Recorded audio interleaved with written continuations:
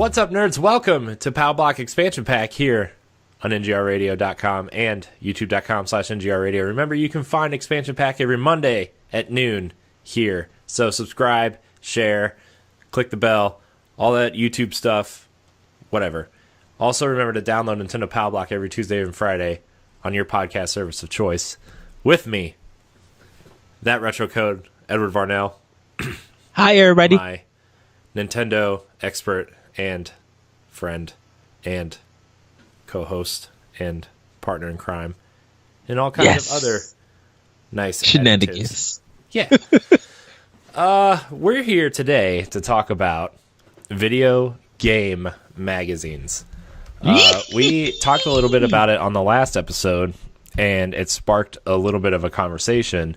And we were like, why don't we just do it for expansion packs? So we are going to talk about video game magazines. Ed, what was the first video game magazine you remember reading? First video game magazine I remember reading was Mega Man 2 on the Electronic Gaming Monthly. When it had that cover, it was white and it had the Mega Man 2 cover on it. And then after that, one of the most like breathtaking covers that I had seen was the Legend of Zelda. I think it was the cover for A Link to the Past, and they had like this Japanese animated shot to it, and I remember having that one. But yeah, Mega Man 2 was my first like video game magazine. Nice. Let's see, what was mine? I remember going over to my friend's house to play Super Nintendo because it was one of those things where I had the Genesis and he had Super Nintendo, and we were playing, I think we were playing Street Fighter for some reason, and it was either like Street Fighter or King Griffey Jr. Baseball or something not Nintendo related, really. It was, I don't really remember what we were playing, but he had a stack of magazines on his shelf called Nintendo Power, and I was like, you mean they make a whole magazine about Nintendo Power, or about Nintendo? He's like, yeah, I just get a subscription to Nintendo Power. I'm like, whoa! And I was like freaking out. I was like, can I borrow one? He's like, yeah, I guess. And so I borrowed one, and I took the little subscription paper out and I gave it to my mom. I was like, Mom, I need this now. And she's like, okay. I don't know if I actually said, Mom, I need this now, but it was something along those lines of, being a whiny 7-year-old that wanted something. And, she gave me she ended up getting me a subscription to Nintendo Power. And I was like, kind of at the point where I was kind of like, well, there's no Sega games in here. Because like it just didn't. I was not a smart kid. It took me a while to figure out that Sega was Sega, Nintendo was Nintendo. But like she ended up buying me this other magazine. I forget what it was called, but it was like Genesis. It was something Genesis, and it was all like Sega games and stuff. And it had Spider-Man on the cover. And I think it was the Mega Drive. It might have been. It might have been that. I don't remember. I have that magazine somewhere at my parents' house. But Nintendo Power is actually what convinced me to get a Nintendo 64 instead of like moving on to the next Sega thing, which was probably smart on my end. But I had this Sega magazine, and I was flipping through it, and it had like Batman and Spider-Man, obviously, because he was on the cover, and then later on in that magazine it had Nintendo stuff in it, and I was like, oh, and it had like the whole map of like Mario 3 in it. I was like, oh, well, there's a strategy guide for Mario 3 in here, and I started using that. And then in the back was like the third Turtles game for NES, and then Hyperstone Heist was also in there, and that was like, whoa, there's Ninja Turtle stuff in here. And I was just like flipping through the magazine. That magazine, dude, is destroyed. It's destroyed. It was like one of I looked at that magazine like every day for like 3 months. Oh, wow. It's so destroyed. But And then I started really getting into Nintendo Power, and I was like begging my mom for a Super Nintendo. And I never got one because all my friends had one, and they just assumed I would just play it there. And, you know, I went to my friend Brian's house, and we would play Mario Kart and Turtles in Time. Best Super Nintendo game ever. Mario World and stuff like that. And then I started reading about the Nintendo 64. And then they had like screenshots of Mario 64, and at the time Zelda 64, and all these other N64 games. I was like, I need this. Games will never look better. It was that one of those moments as a child where you're like, games will never look better than this. And that's when my subscription to Nintendo Power started. It was my first issue was I think it was Donkey Kong Country 3 was the first issue. I think my issue was the Super Mario Brothers 2. I think it was the first issue when they did the clay. Yeah, Super that's Mario like the Brothers very 2. first issue. Yeah, that was my first one for Nintendo Power because the game came out, or it was on its way coming out, and my mom got me that magazine. Wow, so you have the first issue of Nintendo Power? I had it, but unfortunately it got flooded, and I don't have it anymore. I read that thing faithfully. Faithfully, dude. And it was the weird claymation Mario with the blue hat. And I was like, why does Mario have a blue hat on this issue? Like, this doesn't make sense. Yeah. But, yeah, man. And then after that, they started showing N64 games. And the first Nintendo 64 cover was Turok. And I was like, they're making a dinosaur game? And it was at the height of my, like, excitement for dinosaurs because I was really into Jurassic Park at the time. And I was like, they're making a dinosaur game for Nintendo 64. I need this. And then they started showing Mario, and later on there was a GoldenEye cover, and I was like, I really need a Nintendo 64 now. And because they had announced GoldenEye before the system was out, I think, for that issue, but GoldenEye didn't come out for like another 6 months or something. And that Christmas was the first Christmas the system was out. My grandma got me a Nintendo 64 and Mario 64, and that's my greatest Christmas. I think the greatest Christmas I've ever had, I think, was that Christmas when I got a Nintendo 64, and I didn't even want to open any of my other gifts because I was like, I got what I wanted. This is amazing. And then my mom got me the blue controller. I was like, nice. I have a blue controller. I was like, I have a blue controller. I've always been stuck with the same color controllers, and now I have a blue controller. It was amazing. It was the best Christmas ever. I remember for Christmas at church, because I used to be an usher at church. We had our Christmas program, and all the heads of different departments were giving presents to the workers and stuff. So my mom at the time, she was in charge of the ushers and stuff for the kids, and she called us up and she gives us presents and stuff. And I walked back to my seat, and I'm kind of like, what did she give me? So while in church, while the service is going on, I open it up. In this Game Pro, she got me a Game Pro magazine with Captain Hook that was on the Sega CD, the Peter Pan game, and I almost busted out in tears. I was just like, she knows me so well, and then I was like, wait, how did she know about this? like she knew what my taste was, and I was literally happy.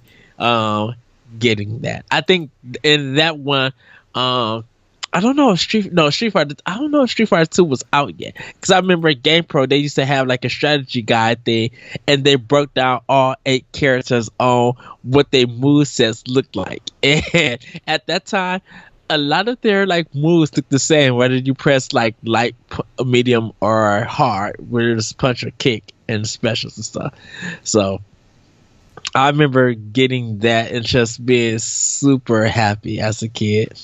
Like the way to shut me up was give me a video game magazine and go about your business. Yeah. Yeah. Yeah, man. I've read so many magazines. Then I started going to like I don't, there's a local grocery store around here called Mark's, and we started going there, and they had like I always thought like every game magazine was, if it wasn't Nintendo Power, it was like a fake game magazine. Yeah. When it really turns out that Nintendo Power was like the quote fake game magazine because it was produced by Nintendo and they only put the good stuff in there. Right. But not that Nintendo Power was bad, but that's just how like Nintendo Power was, you know. But as a kid growing up, you don't really know that. But then I started getting like game or EGM, I think was the next one I started getting. And then I traded a bunch of my Sega Genesis games in for Wayne Gretzky's 3D hockey for N64, and that's when I started subscribing to Game Informer. It wasn't GameStop at the time though. It was Babbage's. I went to Babbage's. Oh wow! Yes, there was like there in this area where we used to do all of our shopping. There was a Babbage's, a Funkoland, and an EB Games. So all three of them were like here. And it's funny because all those ended up being acquired by GameStop, and then they all turned into GameStops. So yeah, and it's funny because the video game place I used to get my stuff was called Electronic Boutique, and they were the only ones that sold the 3DO, the Neo Geo, and everything like that. But when you went into the door, you see like the glass case, you see all the video game magazines right there. Like I didn't buy nothing from Funkoland. And we didn't have an EB Games. I think we didn't have an EB Games until I think they took over Funkoland's area. And now, yeah, like GameStop, like Game Informer, I didn't get until I actually became one of the members at GameStop when I got their cards. And I have just kept renewing the card and kept getting the magazines and stuff like that. And then I really like Game Informer. And realized like people thought that there was beef with like EGM and Game Informer and other like video game journalists and stuff with their magazines, and they was just like, actually no. They just like, we all got along with each other and knew each other's work. And so like we might not be friends and stuff, but we recognize everybody and we talk about stuff. And I was just like, oh, that's good to know. Because that was like one of my fears, is just like, are these video game people, like journalists, are they competing with one another, and like are they not friends and stuff like that? Because I love getting Game Pro, Electronic, EGM, and Game Informer. Like I didn't really get into official PlayStation and official Xbox, because I wasn't I wasn't kind of just like that one person to a system magazine.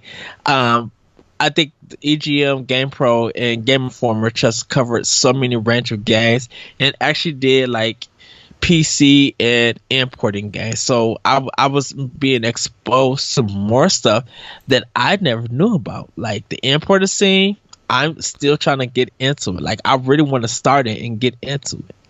And EGM would just show arcade games from Japan and everything. Yeah. Yeah, it's man, dude, video game magazines. I'm looking at some of the stuff online. Like I typed in like on Google, I typed in video game magazines, and I was just like looking at all the different covers of everything. Yeah. And I remember like the big blue Electronic Gaming Monthly with the PS2 on the front. Yeah. Or do you remember the PS3 one that had the tomato on it? Yeah. That one was controversial. that was a good read though.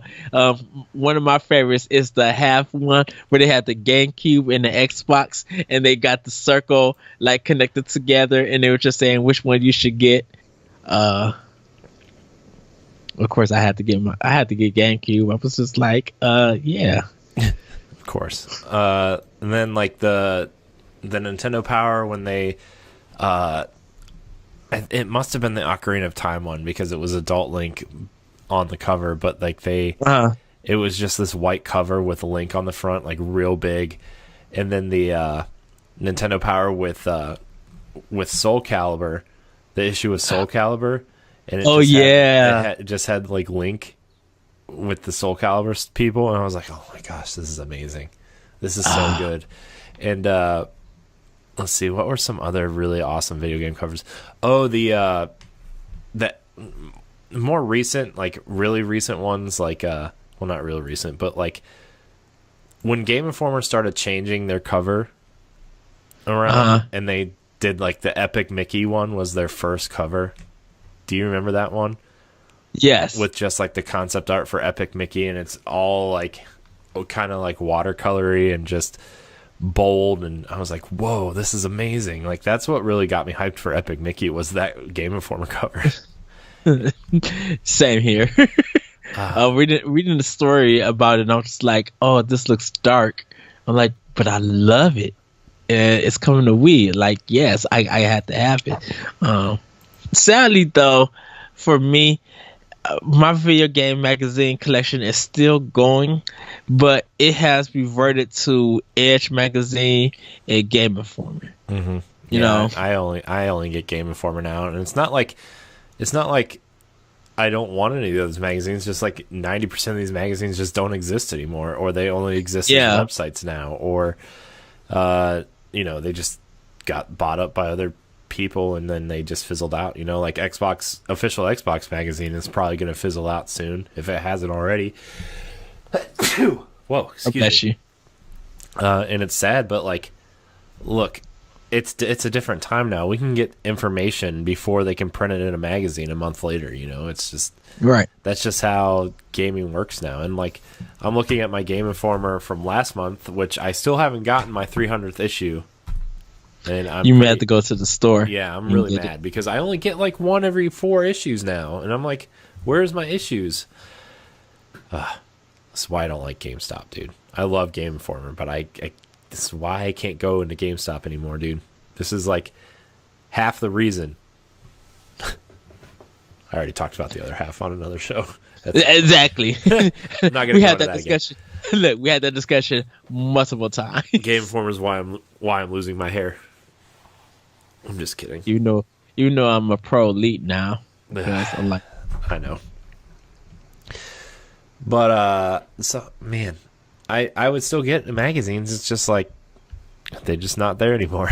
So right, and I can't go. Like I now have to. I have to go to Barnes and Noble to get my Edge magazine, and wait for my Game Informer to come in. And I still read them, and they're great to have because the artwork on that paper is something that you just can't really get online.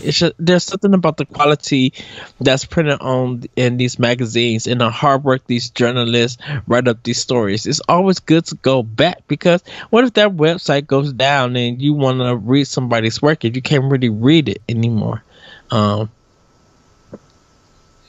I just feel like magazines keep that historical feel about somebody's writing. Yeah. And like I like kind of how Game Informer's kind of evolved in a sense, where like they've got news in here, but they've got real, like, the cover stories are always kind of what get me, and they have like previews obviously, but like they have more long form articles in here now that are just really nice to read. And like their top 50 one is really cool. And yeah, man, it's sad, but like when you got sites like IGN and even Game Informer's website and all these little fan sites that are popping up every 5 minutes, like you get information everywhere, and it's just, it's sad, but a lot of nostalgic memories for video game magazines for sure. What's your favorite video game cover of all time as the last topic? Oh goodness. You spread that one on me. Without a shadow of a doubt. I got it wrong, but of course, if everybody heard last episode, it is The Legend of Zelda Wind Waker. It was on Expert Gamer, not Game Now, but that cover is still beautiful, and I'm just like, oh, this is so breathtaking that, like, I literally love that cover. Yeah. So, yeah. I don't know what my favorite one is. I don't know why I asked you that, because I don't really have an answer for that. I'm trying to think. I really liked Game Informer's Breath of the Wild one, but that's like... So yeah, recent. that one is good. Actually, Edge's Breath of the Wild cover was pretty nice too. Yeah, and I actually like how they showcased the Switch, how they showcased the Nintendo Switch.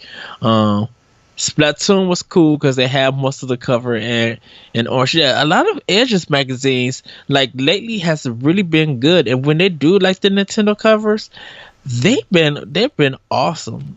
Like they're just so artistic, and I really like that. But yeah, the Game Now one, I mean, I still have a box full of covers that some of them not still there.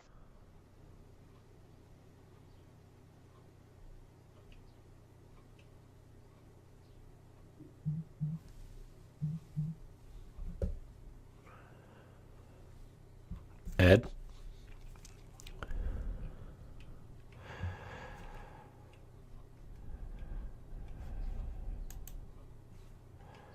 Ed froze, everybody. Hi. Ed, you froze. Yeah, the internet dropped and then came back on. Oh. Like,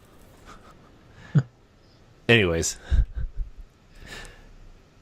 you were talking about you went like this, and you just froze like that. I said that I still got a lot of video game covers packed away, and that I might actually bring out. So guys, check the Nintendo Pow Block, and I'm going to try and throw them up on the Instagram also, for Nintendo Pow Block, so you guys be able to check that out. I just have to dig through them and see which ones that I like, and pretty much post them because they're really good. I like a lot of the stories in some of them, but the Wind Waker Expert Gamer one, if I can find that one and I still got the cover, I'll put a picture of that one up too. Nice.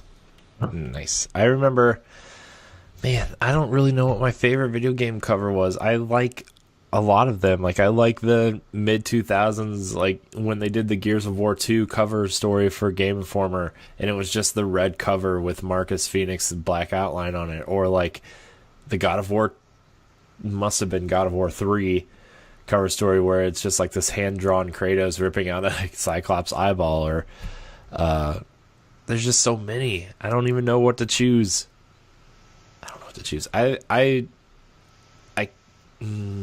There was a Final Fantasy X one that I really liked from Game Pro. Mm-hmm. Maybe Game Pro. Must have been Game Pro.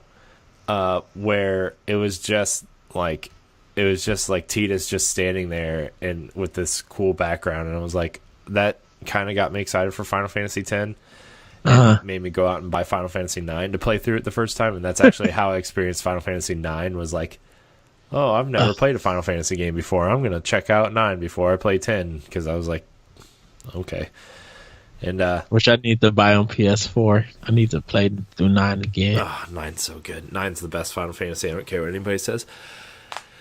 But yeah, I think that's going to be our discussion on video game magazines here on Expansion Pack. You want to say anything else before we get out of here, Ed?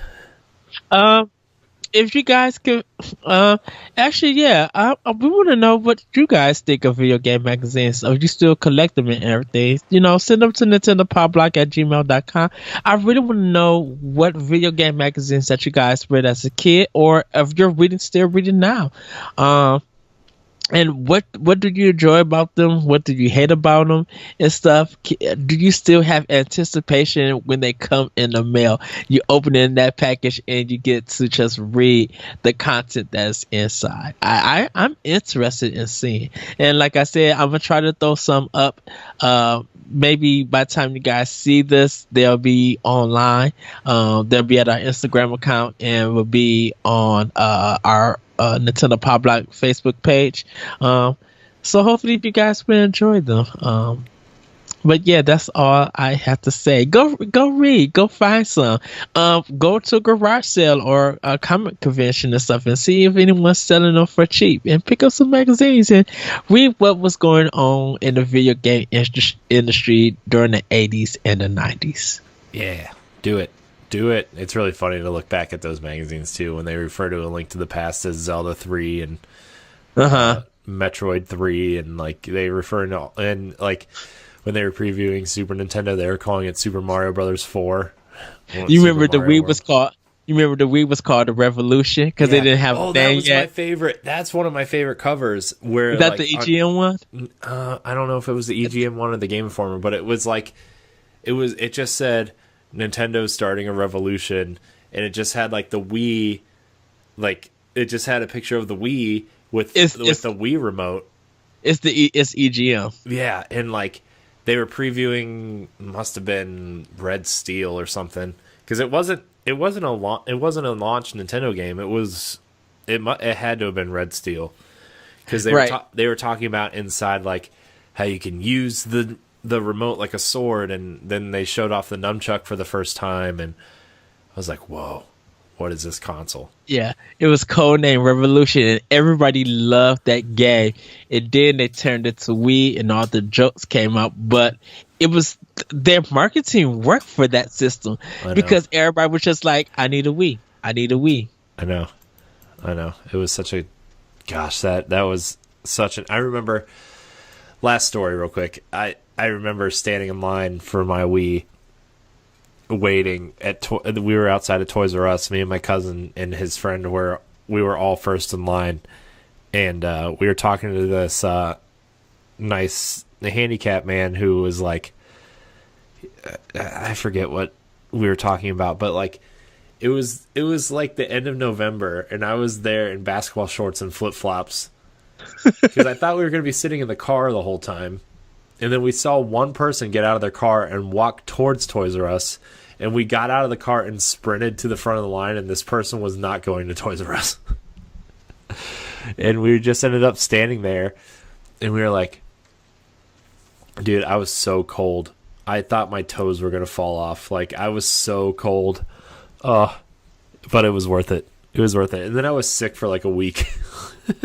That was like the last time I think I got really sick was that time where like, you know, I mean, sometimes I feel crappy and stuff, but that was the last time I was like sick to the point where like I had to lay in bed and like felt like vomiting and stuff, like that kind of sick.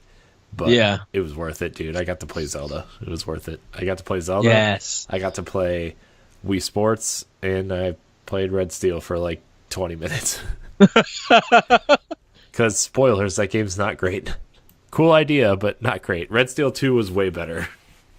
Yes. Red Steel 2 is cool, but that's a discussion for another day. So this has been an expansion pack. Remember, you can find it every Monday here on youtube.com/NGR Radio. Like, subscribe, and share. Download Nintendo Pow Block every Tuesday and Friday. Also, our family of shows. Download those as well. Rate us, all that good stuff. And until next time, we love you.